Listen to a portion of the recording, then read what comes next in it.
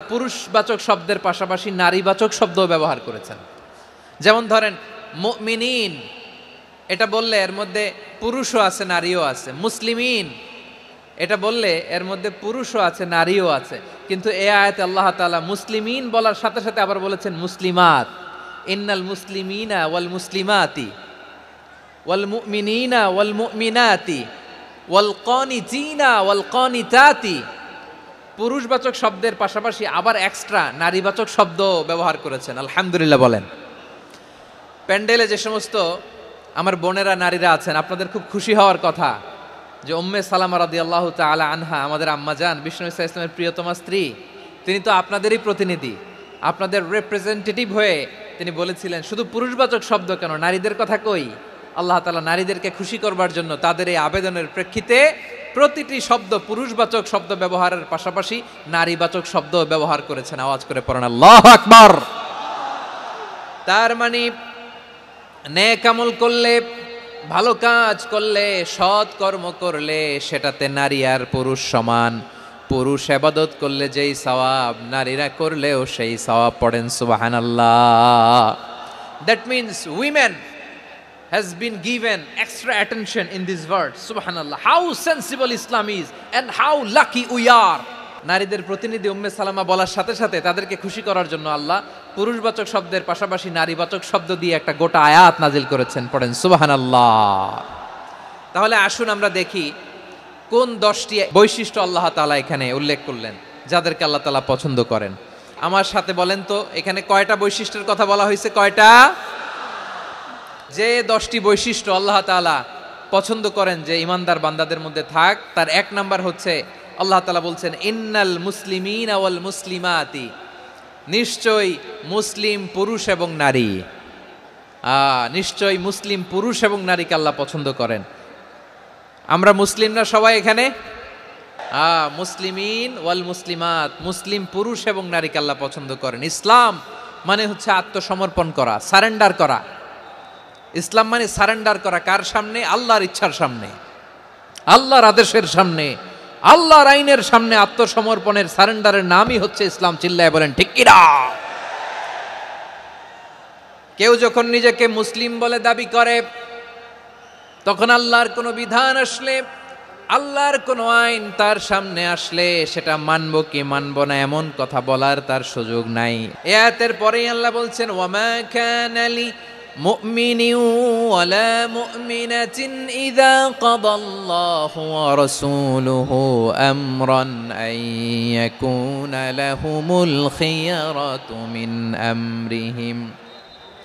আল্লাহর পক্ষ থেকে কোনো বিশ্বাসী নারী পুরুষের সামনে যখন কোনো বিধান আসে, কোনো আইন আসে, তখন সে আইন সে মানবে না এমন কোনো অপশন তার নাই। মানলেও হবে, না মানলেও হবে এমন কোনো অপশন আছে নাকি বলেন?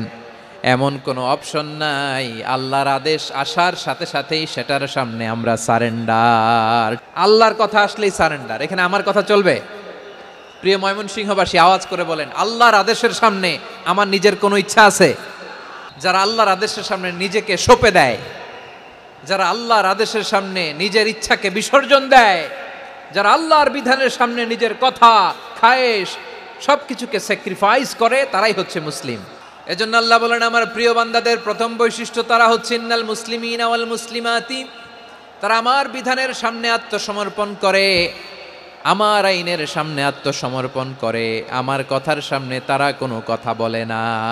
কারণ গোটা দুনিয়ায় আকাশে কিংবা জমিনে যেখানেই যেটা থাক না, সব সারেন্ডার করেছে এক সত্তার সামনে। জোরে বলেন তিনি কে? রব্বুল আলামিন বলেন ওয়ালাহু আসলামা মান ফিস সামাওয়াতি ওয়াল আরদি তাওআন ওয়া কারহা ওয়া ইলাইহি ইউরজাউন। আকাশ কিংবা জমিনে যেখানেই যেটা থাকে না, সব কিছু সারেন্ডার করেছে একজনের সামনে। আওয়াজ করে বলতে হবে তিনি কে? সব আল্লাহর সামনে সারেন্ডার করে। সারেন্ডার। আমরাও আল্লাহর ইচ্ছার সামনে সারেন্ডার। আল্লাহর কোনো বিধান দিয়ে যদি কেউ কোনো নসিহত করে, আপনি শুনবেন না? না রেগে যাবেন? আল্লাহর আইন দিয়ে যদি আপনাকে আদেশ করা হয়, উপদেশ দেয়া হয়, আপনি শুনবেন না নাকি রিঅ্যাক্ট করবেন? না, খবরদার, রিয়্যাক্ট করা যাবে না। আল্লাহর বিধানের সামনে বিশ্বাসী বান্দার কোনো অপশন থাকে না, কথা থাকে না। ঠিক যেমন সাইয়েদনা ইব্রাহিম আলাইহিস সালাম আত্মসমর্পণ করেছেন, আল্লাহ তাআলা বলেন, ইয ক্বালা লাহু রাব্বুহু আসলিম ক্বালা আসলামতু লিরাব্বিল আলামিন।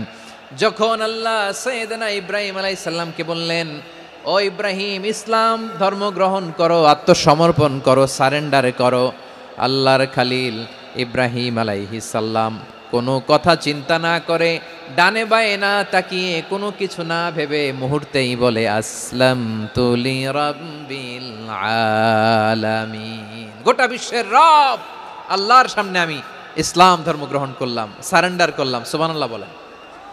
আল্লাহ বলতে দেরি, সারেন্ডার করতে দেরি নাই। এভাবে নিজেকে আল্লাহর সামনে সঁপে দিতে হবে। আবার সাইয়েদনা ইউসুফ আলাইহিস সালাম বললেন, তাওয়াফফানি মুসলিমান ওয়া আলহিকনি বিস-সালিহিন। ও আল্লাহ, মুসলিম হিসেবে তুমি আমাকে মৃত্যু দাও, আর নেককারদের সাথে তুমি একত্রিত হওয়ার তৌফিক দাও। তাহলে আত্মসমর্পণকারী হিসেবে আমরা বাঁচতেও চাই, মরতেও চাই, ঠিক কিনা বলেন? তাহলে 10টা বৈশিষ্ট্যের প্রথম বৈশিষ্ট্য হচ্ছে আমরা আল্লাহর সামনে সারেন্ডার করব। আল্লাহর আদেশের সামনে আমার কোনো অপশন নাই যে আমি এটা চয়েস করলেও পারি, না করলেও পারি, মানলেও পারি, না মানলেও পারি, এরকম অপশন এখতিয়ার কি আল্লাহ আমাকে দিয়েছে? না। সারেন্ডার। আল্লাহ তুমি যা বলেছো, আমান্না আমান্না আতা'না আমান্না আসলামনা, আল্লাহ মেনে নিলাম, শুনলাম, পালন করলাম। এটাই হচ্ছে মুসলিমের বৈশিষ্ট্য। এই দুনিয়াতে সব নবীরা মুসলিম ছিলেন। সব নবীরা সাইয়েদনা ইব্রাহিম আলাইহিস সালামের মতো, ইউসুফ আলাইহিস সালামের মতো আল্লাহর আদেশের সামনে আত্মসমর্পণ করেছেন। আল্লাহর সামনে নিজেকে সঁপে দিলেই সম্মান, আল্লাহর সামনে আত্মসমর্পণ করলেই ইজ্জত। ইসলামকে রেখে দিয়ে অন্য কোথাও ইজ্জত খুঁজলে আমাদেরকে বেইজ্জতি করে ছাড়বেন কে?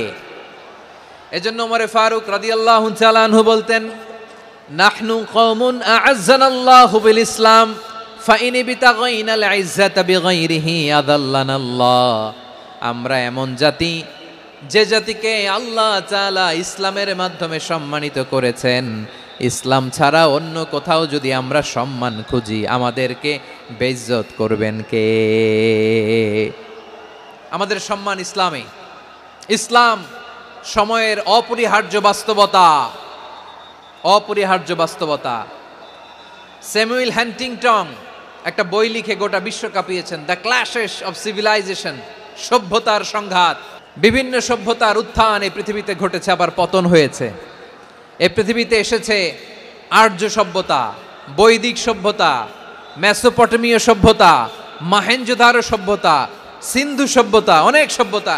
এখন চলতেছে পাশ্চাত্যের ডমিনেশন, তারা এখন সুপার পাওয়ার। স্যামুয়েল হ্যান্টিংটন বলে, এক সভ্যতা, এক সুপার পাওয়ার বেশি দিন প্রভাব খাটাতে পারে না। এই পাশ্চাত্যের এই সভ্যতারও একদিন কবর রচিত হবে, এটাও একদিন নিচে নামতে বাধ্য হবে। এরপরে এমন এক সভ্যতা দাঁড়াবে, যে সভ্যতার পতাকার মধ্যে থাকবে লেখা লা ইলাহা ইল্লাল্লাহ। ওই সভ্যতার পতন পৃথিবীর কেউ করতে পারবে না। চিল্লায় বলেন ঠিক কিনা? সেটাই হচ্ছে ইসলাম। নাহনু কওমুন আ'আজ্জানাল্লাহু বিল ইসলাম। আমরা এমন জাতি, যে জাতিকে ইসলাম দিয়ে সম্মানিত করেছে কে? ফাইন বিতাগাইনাল ইজ্জাতা বিগাইরিহি আযাল্লানাল্লাহ। ইসলাম ছাড়া অন্য কোথাও যদি আমরা সম্মান তালাশ করি, আমাদেরকে আল্লাহ তাআলা অপমানিত করে ছাড়বেন। ইসলাম ছাড়া অন্য কিছু আমরা মানি না, মানবো না। চিল্লায় বলতে হবে ঠিক কিনা?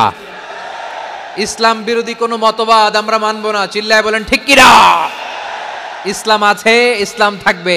যারা ইসলামকে মাটির নিচে গেড়ে ফেলতে চায়, ওরা জানে না ইসলামের ধর্ম কি। ইসলাম চারা বীজের মতো, ইসলামকে জমিনের ভিতরে গেড়ে দিতে চাইলে এটা শাখা প্রশাখা নিয়ে আসমানের দিকে, উপরের দিকে উঠে যায়। চিল্লায় বলেন ঠিক কিনা? এজন্য আল্লাহর হাবিব বলেন, 6টি মৌলিক কর্মসূচির সারমর্ম হলো ইসলাম। হাদিসে জিবরিলে সাইয়েদনা জিবরিল আলাইহিস সালাম বিশ্বনবীকে বললেন, ও নবী, আপনি বলেন তো ইসলাম কি? ইয়া মুহাম্মদ আখবিরনি আনিল ইসলাম। ইসলাম কারে বলে আপনি বলেন। আল্লাহর হাবিব বললেন, 6টি মৌলিক কর্মসূচির সারমর্ম হলো ইসলাম। এক হলো তুমি সাক্ষী দিবা আল্লাহ ছাড়া কোনো ইলাহ নাই। মুহাম্মদ ছাড়া রাসূল নাই, তিনি আমাদের রাসূল। সালাত কায়েম করবা, যাকাত আদায় করবা, সামর্থ্য থাকলে আল্লাহর ঘরে হজ করতে যাবা। এই 6টা কর্মসূচির সারমর্মের নাম হলো ইসলাম। তাহলে ইসলাম কারে বলে বুঝতে পারছেন? তাহলে 10 নম্বরের 1 নম্বর আমরা বুঝে ফেলছি, ইন্নাল মুসলিমিনা ওয়াল মুসলিমাতি। আল্লাহ বলেন মুসলিম পুরুষ এবং নারী আমার কাছে প্রিয়, যারা আমি আল্লাহর আদেশের সামনে নিজেদেরকে সোপর্দ করে দেয়, সারেন্ডার করে দেয়, আমি আল্লাহর বিধানের সামনে নিজেকে সঁপে দেয়, আমি আল্লাহর ইচ্ছার সামনে নিজের ইচ্ছা বিসর্জন দেয়, আমি আল্লাহর সামনে সে সারেন্ডার করে, আত্মসমর্পণ করে, সেই মুসলিম। তাহলে 1 নম্বর বৈশিষ্ট্য ইন্নাল মুসলিমিনা ওয়াল মুসলিমাতি। এরপরে আল্লাহ বললেন ওয়াল মুমিনিনা ওয়াল মুমিনাতি, বিশ্বাসী নারী এবং পুরুষ।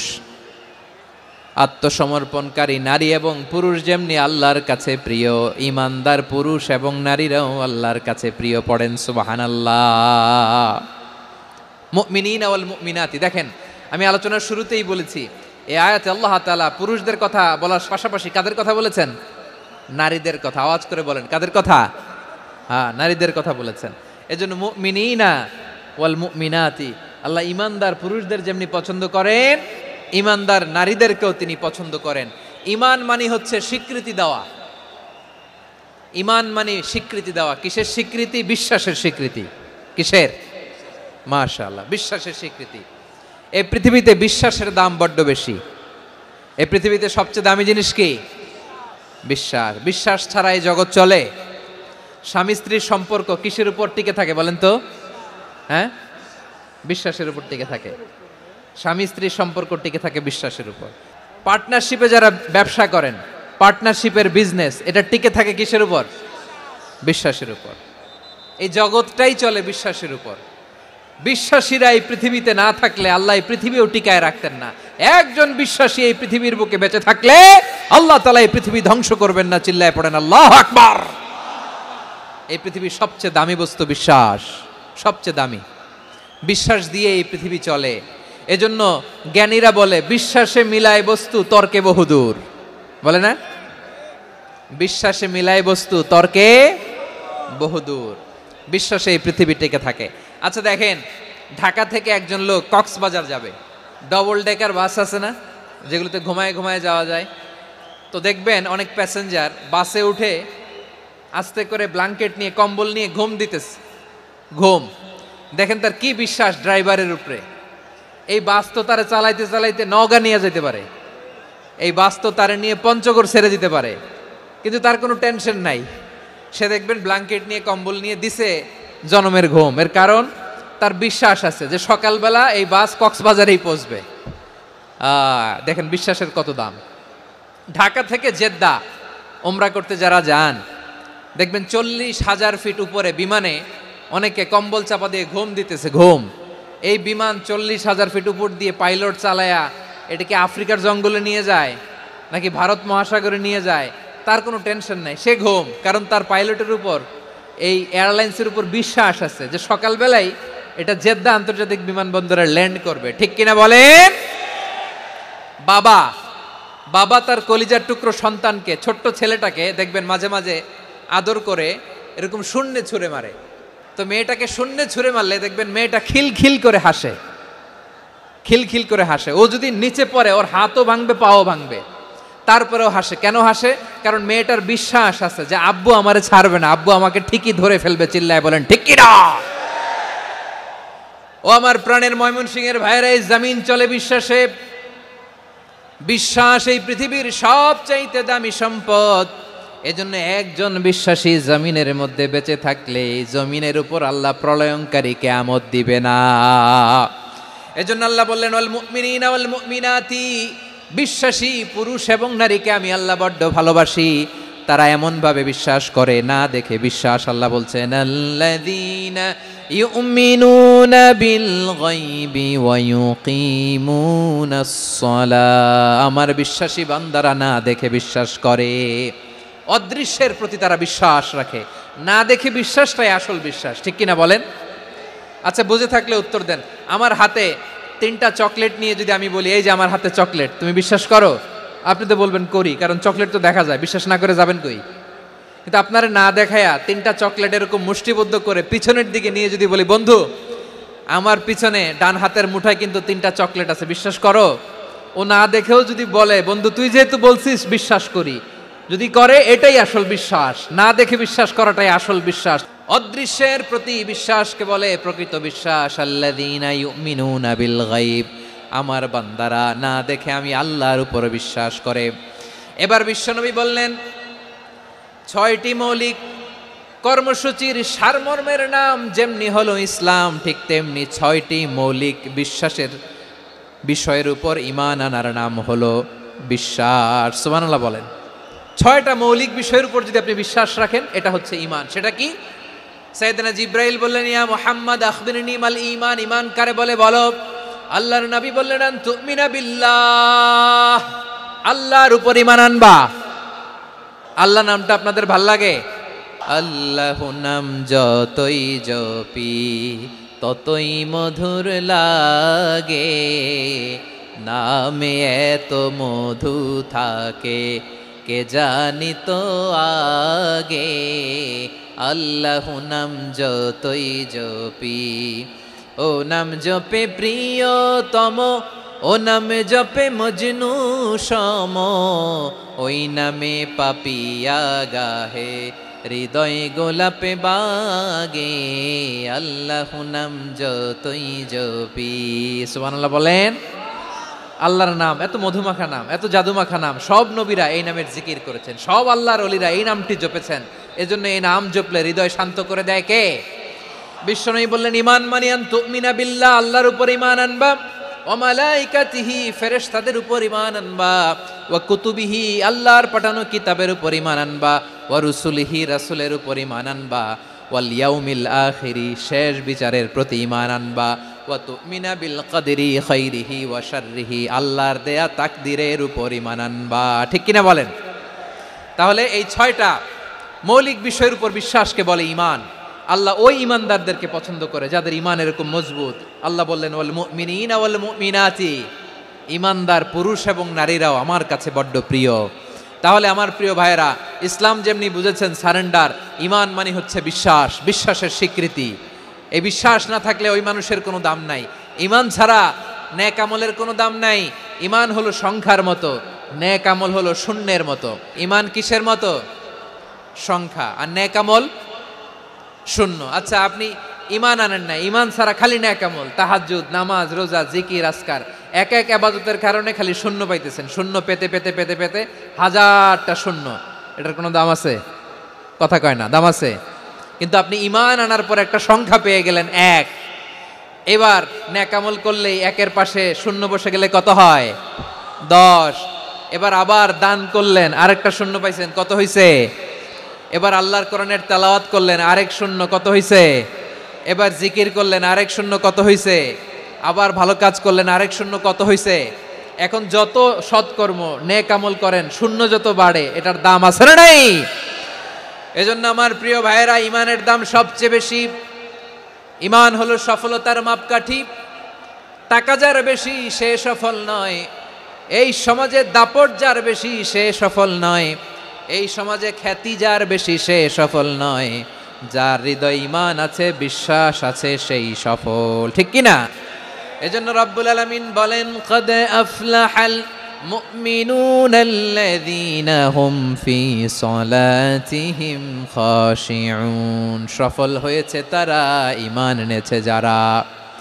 রব্বুল আলামিন বলেন, ওয়ালা তাহিনু ওয়ালা তাহজানু ওয়া আনতুমুল আ'লাউনা ইন কুনতুম মুমিনিন, তোমরা চিন্তিত হয়ো না, ভেঙে পড়ো না, হতাশ হয়ো না, চিন্তিত হয়ো না, তোমাদেরই বিজয় হবে যদি তোমরা মুমিন হও। আপনারা কি অত্যাচার, আযাব, জুলুম দেখে ভয় পান? হ্যাঁ, নবীদের উপর অত্যাচার ছিল কি ছিল না? সাহাবাদের উপর ছিল কি ছিল না? এজন্য কোনো অত্যাচার, হুমকি, দামকি, জেল, জরিমানা মুমিনকে তার ঈমানের রাস্তা থেকে এক বিন্দু পরিমাণ পেছনে হটাতে পারে না। চিল্লায় বলো ঠিক কি না? আমরা জেনে বুঝেই এই রাস্তায় এসেছি, এই রাস্তা থেকে আমাদেরকে কেউ পেছনে সরাতে পারবে না। চিৎকার করে বলেন ঠিক কি না? আল্লাহ আমাদেরকে সুসংবাদ দেন, ওয়ালা তাহিনু ওয়ালা তাহজানু ওয়া আনতুমুল আ'লাউনা ইন কুনতুম মুমিনিন। হতাশ হয়ো না, নিরাশ হয়ো না, ভেঙে পড়ো না, তোমাদেরই বিজয় হবে যদি তোমরা মুমিন হও। এজন্য ঈমানের পথে আমরা থাকতে চাই কি চাই না?